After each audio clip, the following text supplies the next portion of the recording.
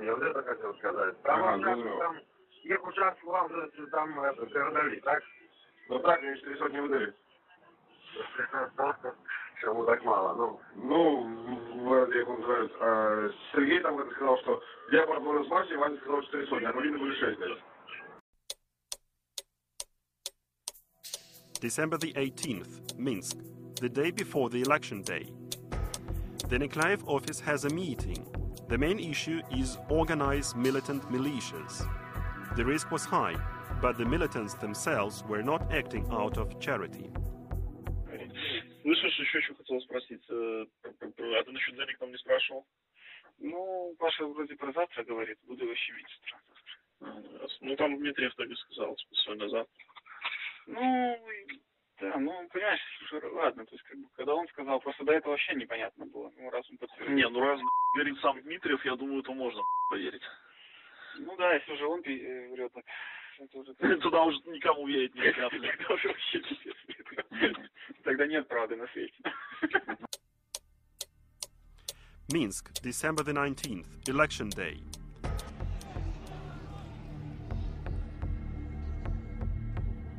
Many thought that the main question the opposition had today was who would become the president of Belarus.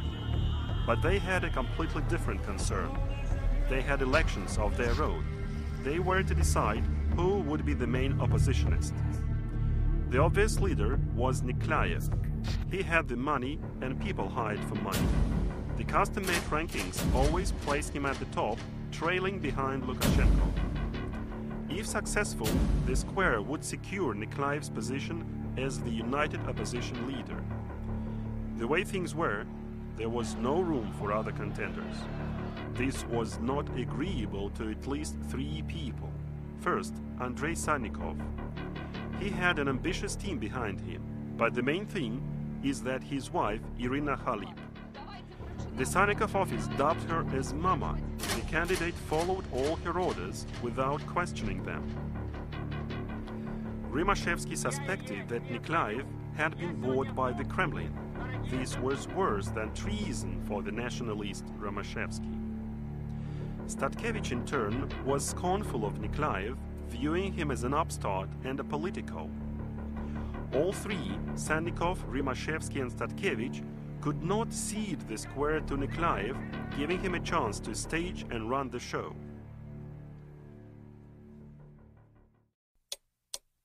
(7:20 p.m.) Operative on-duty office of Minsk State Executive Committee, 5 Dobromyslinsky Pereulok. The operative on-duty office of the Minsk Police Department received a call. 14, милиция, чем помочь? Будьте любезны, куда мне обратиться? У меня ребенок 16 лет со своим одноклассником пошлет на низок 19 октября. Тише, женщина, тише, спокойно. Я не понимаю, что вы говорите. Куда пошли? У меня ребенок 16 лет. Пошли на митинг, обвязавшись какими-то взрывчатками своим одноклассником. Ему 16 лет. Он поддался этой акции и убежал от меня. Я его держала в двери, как могла. Фамилия ваша? Юринок Елена Владимировна. Юринок Елена Владимировна. Где проживаете? Кунцевщина 48, 354.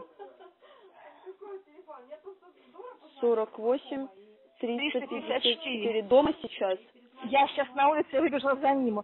Он обвязался, взрыв с какими-то, сделал со своим одноклассником Шлыком, который проживает в Кунцевщина 42. Какие-то взрывчатки в термосе. И убежали туда.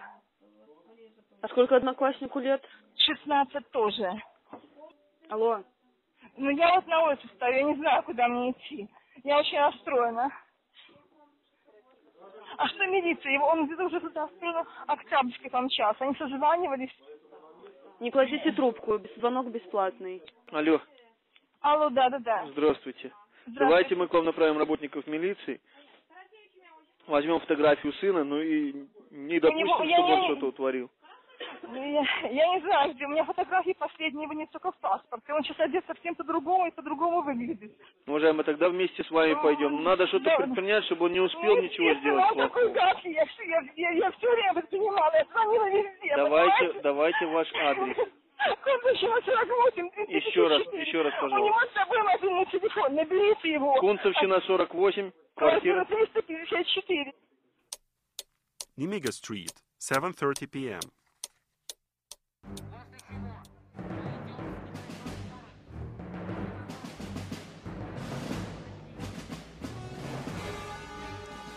At about 7 p.m., Nikolaev and people from his office set off to the Palace of the Republic. They are walking. 2 minivans are moving slowly close to them. Several dozens of muscled guys seal them off. The police got a tip-off. The minivans might well have explosives and weapons.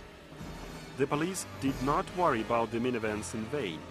Later on, they would discover a full-fledged arsenal: firecrackers, sound-alike grenades, gas bottles, petrol cans, and cut roads. Nikolaev's column is stopped. The police and Nikolaev start a conversation.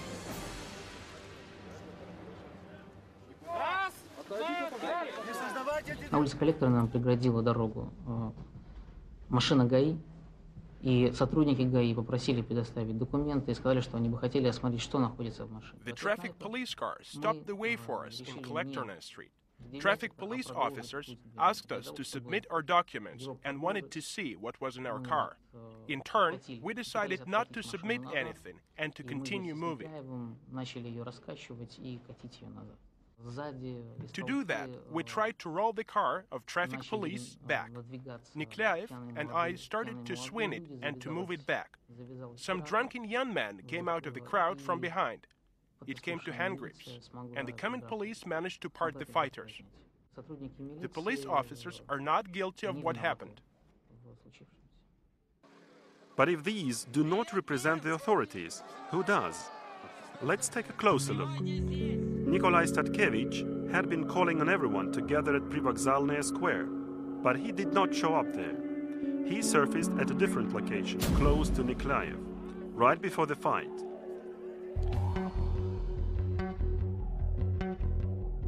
Where he did not get a single scratch, unlike his rival.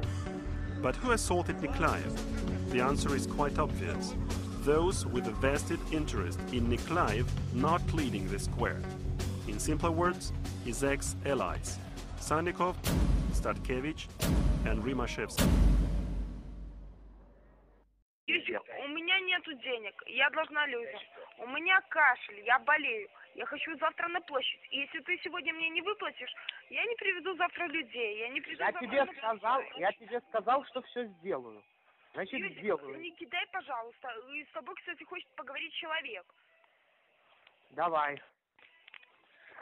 Что за нужно взять деньги, распорядиться ими, успеть до завтра. Ты вообще это понимаешь? Если я понимаю, но от того, что ты 55 раз мне позвонишь и это скажешь, они не появятся. Ты же мне не звонишь? Хорошо, давай я не буду тебе звонить. Ты мне раз обещал перезвонить, ты хоть раз это сделал? Потому что их нету. Я тебе перезвоню, как только они будут. Когда это будет? Сегодня. И когда это будет? Не знаю. Ты должен меня держать в курсе. Если я тебе звоню, я тебе, извини меня, я не назойливый, я не через каждые полчаса. Я звоню, не знаю. через полчаса, да, но я хочу быть в курсе. Я хочу, чтобы ты мне звонил сам и сообщал, что, чувак, нету ни потому что это так нельзя. Как только будет что-то известно, я тебе сразу же наберу. Ты будешь вторым, кому я позвоню. Я тебе обещаю. Первый будет вот Корёва. Вот. Окей. Будешь вторым, кому я позвоню, как только они появятся. Завтра напрочь. Хорошо. И я тебе, подожди. Катя, подожди. Я тебе просто говорю, если, этого не будет, то ты можешь, это же не один я и не одна Катя. Такие как мы. Все будет. Завтра на площади просто оппозиция передерется друг с другом. Вот и все. And the prize is worth fighting for. The election campaign for the opposition is a harvesting season. Grants flow in a river. In 2010, everyone had expected the gold reserve to go to Milenkevich again. But his former associates accused him of stealing. The outcome was that two, Nikolaev and Sannikov, reached the semi-finals. The gold went to Nikolaev, with Sannikov getting the silver. Now it came out. Sannikov got more than $500,000. Nikolaev got many times more. The Nikolaev office got $1,668,550 in cash alone. The key figures in the financial schemes were as follows. First, Alexander Feduta, the main negotiator with sponsors. Second, Andrei Dmitriev, the head of the Nikolaev office. Third, Sergei Wozniak, the one who organized the smuggling of illegal cash through the border.